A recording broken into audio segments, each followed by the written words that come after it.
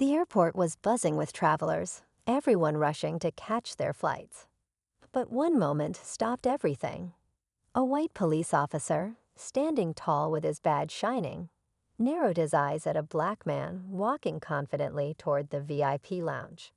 Something about him seemed suspicious. The officer stepped forward, blocking his path.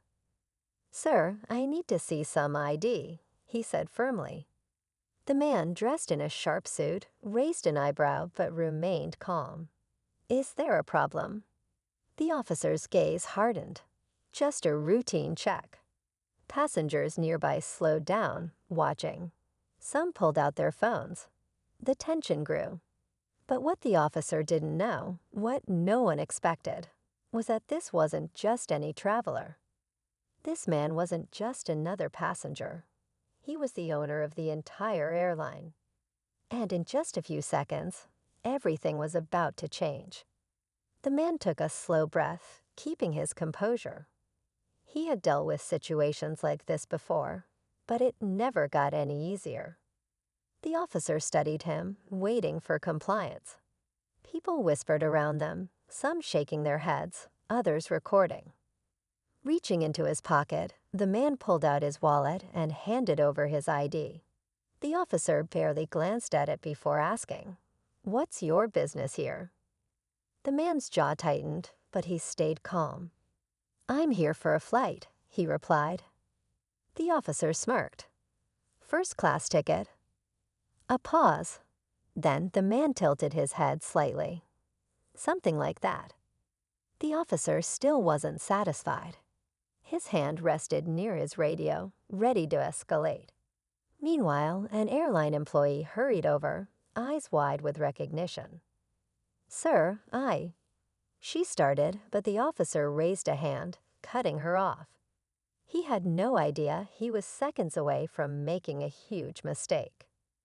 The airline employee hesitated, glancing between the officer and the man. She knew exactly who he was, but the officer's stern look kept her silent. Meanwhile, a few more travelers had stopped to watch, sensing something wasn't right. The officer shifted his stance, tapping the ID with his finger. "You didn't answer my question. What exactly is your business here?"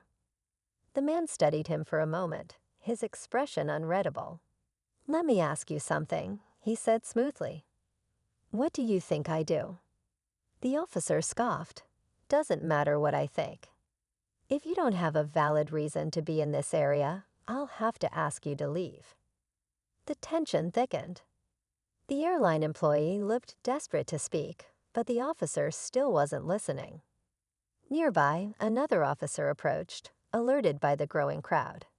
The situation was escalating, and the man knew this was about to get interesting. The second officer arrived quickly, eyeing the scene with confusion. He glanced at the first officer, then at the man standing in front of him.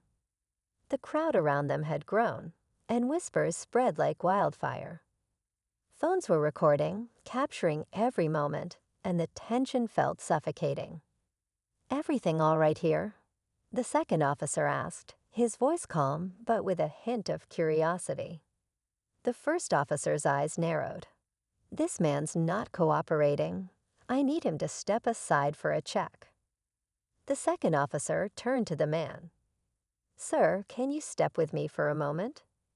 The man stood still, his eyes cold but calculating. He wasn't afraid. Not of the officers, not of the crowd, and certainly not of the situation. He'd fought bigger battles before. This was just another test of patience. But the longer it dragged on, the more the situation felt like a powder keg waiting to explode. The airline employee, looking desperate, stepped forward again. "Please," she whispered urgently. "You don't know who he." The first officer ignored her, his grip tightening around the radio. The crowd was holding its breath, waiting for something to break. Just as the tension reached its peak, the air suddenly shifted. A loud voice echoed from behind, cutting through the mounting chaos. "What's going on here?" The crowd parted as a well-dressed man, clearly in charge, marched forward with an air of authority. His sharp suit and confident demeanor made it clear he was somewhat important. The second officer looked at him, momentarily distracted by the interruption. "Who are you?" The officer asked, his tone colder now, as if unsure of how to handle the situation. The newcomer didn't flinch. "I'm the CEO of this airline, and I'd like to know why my passengers are being treated like criminals." His eyes locked with the first officer's, and there was a noticeable shift in the atmosphere. The first officer faltered, his posture stiffening. The CEO turned to the man who had been detained, a small smile tugging at the corners of his lips. "I see you've been getting some unwanted attention, my friend." The officer's face strained of color as realization hit him like a ton of bricks. The man he had been detaining wasn't just any passenger. He was the owner of the very airline he worked for. The officer's face reddened as the CEO's words sank in. For a moment, he stood frozen, the reality of his mistake crashing down. His hand hovered near his radio, but it was clear he didn't know how to fix this. The crowd buzzed with excitement, phones still recording. The atmosphere was thick with disbelief. The CEO took a step closer to the officer, his voice low but sharp. "I suggest you apologize, and I'd like to speak to your superior immediately." The officer nodded, his body stiff, but his eyes betrayed his unease. He slowly turned to the detained man, then back to the CEO. I didn't know. I'm sorry." The CEO gave a curt nod, his gaze never leaving the officer. But as he turned back to the man, ready to offer some kind of reassurance, the unexpected happened. The man, who had remained composed the entire time, suddenly turned toward the gate. "I don't need your apology," he said quietly. "I'm done here." He walked past the officers, leaving the CEO and the crowd behind, a small, almost unreadable smile on his face. The audience was left stunned, unsure whether to cheer or remain silent. Was it a power move? A statement? As he disappeared into the crowd, a new wave of whispers filled the air, and the story took on a life of its own. The incident had shaken more than just the officer's pride. It had opened the door to a bigger, much more complicated story.